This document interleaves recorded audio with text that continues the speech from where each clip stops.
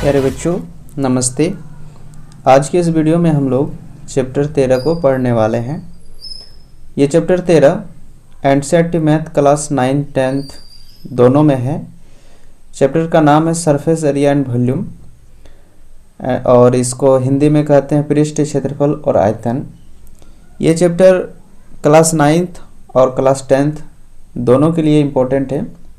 ठीक है, तो क्लास 9th और क्लास 10th में एक ही कॉन्सेप्ट है, सिर्फ क्वेश्चन अलग अलग है, जबकि क्लास 9th में इसका डिटेल दिया गया है। तो चलिए हम लोग शुरू करते हैं इसको। सबसे पहले चैप्टर 13 में हम लोग देखेंगे घनाभ। ये घनाभ क्या होता है, देखिए उसका परिभाषा मैंने लिखा हुआ है। तो वैसी ठोस आकृति जिसके सभी सतह यानी सरफेस आयताकार होती है उसे घनाभ कहते हैं। घनाभ को इंग्लिश में क्यूबेट कहा जाता है। आपको एक आकृति दिख रहा होगा, बिल्कुल घनाभ इसी तरह होता है। ठीक है, घनाभ के जैसा हमारे दैनिक जीवन में बहुत सारे आपको दिखने को मिलेगा आकृति, जैसे कि माचिस की डिब्बी हो गया और भी कई बॉक्सेस है जो एक घनाभ आकार का ही होता है। तो इसीलिए इसको पढ़ना बहुत ज़रूरी होता है। ठीक है, तो आइए अब हम लोग घनाभ के एक एक चीज़ के बारे में जानते हैं, उसकी विशेषताएं क्या होती है। घनाभ के चारों सतह जो होते हैं ना आयताकार होते हैं, यानी उसके 6 सतह होती है। एक घनाभ के 6 सतह होती है, 4 पार्श्व फलक होती है। फलक, सतह और सरफेस तीनों एक ही चीज़ है। घनाभ के 12 किनारे होते हैं, 8 शीर्ष बिंदु होती है और 4 विकर्ण होते हैं। ठीक है, और घनाभ के सभी फलकें आयताकार होती है, ये तो हमने परिभाषा में ही पढ़ लिया। तो अगर किसी घनाभ की लंबाई L हो और चौड़ाई B एवं ऊंचाई H हो तो क्या होगा, घनाभ का संपूर्ण पृष्ठीय क्षेत्रफल यानी TSA का पूरा मीनिंग होता है ना। TSA का पूरा मीनिंग होता है टोटल सरफेस एरिया। ठीक है, वो होता है 2 गुना LB plus BH plus LH वर्ग इकाई। ये घनाभ का जो संपूर्ण पृष्ठीय क्षेत्रफल है वो कैसे आता है ना, इस तरह से। चलिए हम लोग इसको रफ में समझते हैं। जैसे कि ये हम लोग का घनाभ है, ठीक है, तो घनाभ के 6 फलक है यानी 6 सतह है यानी 6 पृष्ठ है। ठीक है, एक सामने है, एक पीछे है, एक दाहिने में है, एक बाएं में है, एक ऊपर है, एक नीचे है।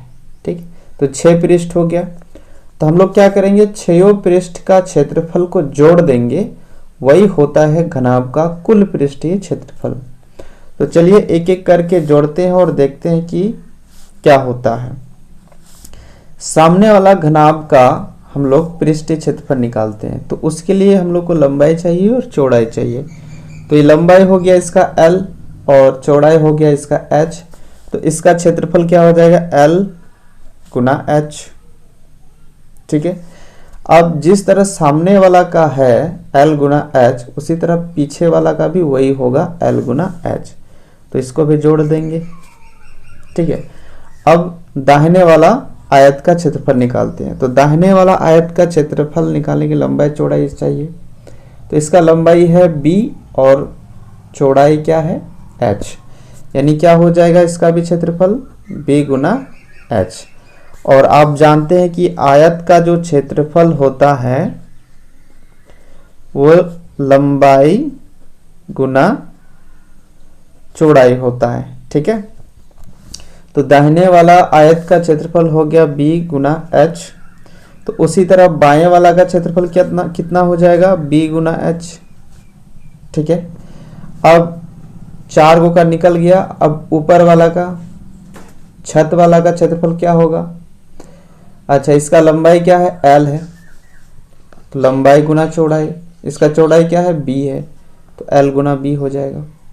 ठीक है, छत वाला निकल गया, तो छत का जितना क्षेत्रफल होगा आधार का भी उतना ही होगा क्योंकि इसकी लंबाई भी l है, चौड़ाई b है, तो हम लोग लिखेंगे l गुना b। अब सबको क्या करेंगे, जोड़ देंगे। अब जरा ध्यान दीजिए कि l गुना h कितना हो जाएगा, 2lh। b गुना h कितना हो जाएगा, 2bh। l गुना b दोनों को जोड़ेंगे तो 2lb। ठीक है, अब हम क्या करते हैं, 2 को कॉमन ले लेते हैं। 2 को कॉमन ले लिए तो अंदर में बचा LH plus BH plus LB। ठीक है, अब हम क्या करते हैं कि L गुना B गुना H और L गुना H को कुछ इस तरह से लिख देते हैं, इसमें कोई दिक्कत नहीं होगा। ठीक है, तो इस तरह से एक आयत का संपूर्ण पृष्ठीय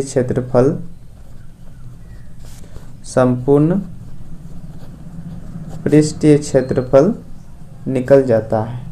इस फॉर्मूला की मदद से हम लोग बहुत सारे प्रॉब्लम का सॉल्यूशन करेंगे। ठीक है, चलिए आगे बढ़ते हैं। अब हम लोग क्या करेंगे, अब इसका घनाभ का पार्श्व पृष्ठीय क्षेत्रफल देखेंगे। पार्श्व यानी वक्र, जिसको CSA कहते हैं। CS का पूरा नाम होता है कर्व सरफेस एरिया। ठीक है, TSA का मतलब टोटल सरफेस एरिया और CSA का मतलब होता है कर्व सरफेस एरिया। अब देखते हैं कि ये कर्व सरफेस एरिया होता क्या है, पहले समझते हैं। हम एक घनाभ को बनाते हैं, ये हमारे पास एक घनाभ है ऐसे करके। ठीक है, कर्व सरफेस एरिया, पहले आप समझे टोटल सरफेस एरिया।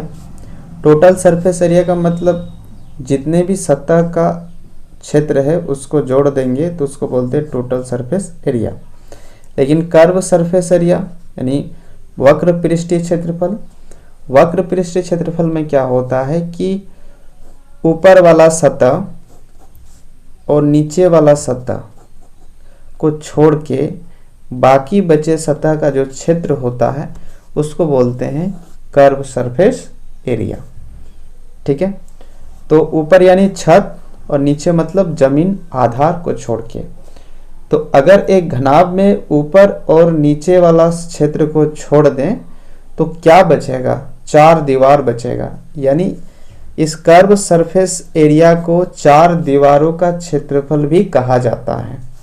ठीक है, तो इसीलिए हम लोग देखिए अब इसका क्या निकालेंगे, कर्व सरफेस एरिया ना जो आया है या इतना होता है 2 गुना L प्लस B गुना H, वो कैसे आता है वो हम लोग लिखेंगे।